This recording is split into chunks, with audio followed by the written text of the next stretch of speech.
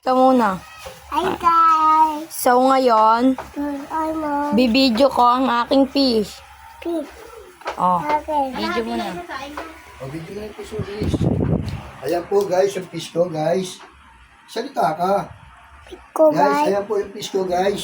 Guys. Nakita nyo na ba, guys? Hila mo na guys. Ayan yung fish ko, malaki na. Lagi na. Dalawa kami dyan ni Kuya King King.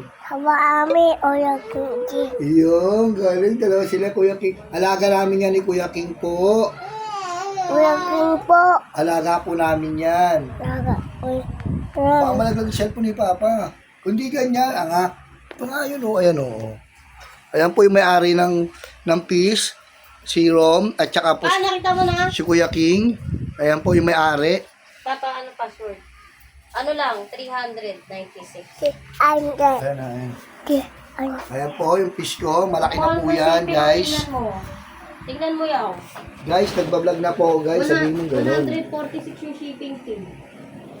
Ang malang... Tapos magkano naman po sa ikrap yan? Ba't ang malang ano, Pacific? Peri-peri kasi ito pa eh. Doon pa ito magagaling sa Brittany. Kaya pala, layo. Ayun o, 396 na lang. Kung walang shipping fee sana yan, 200 lang yan. Ang laki na shipping, normal. Pero masarap chicken din sa peri-peri. Dapat hindi tayo. Ano ba kung magtatanggaan sa peri-peri?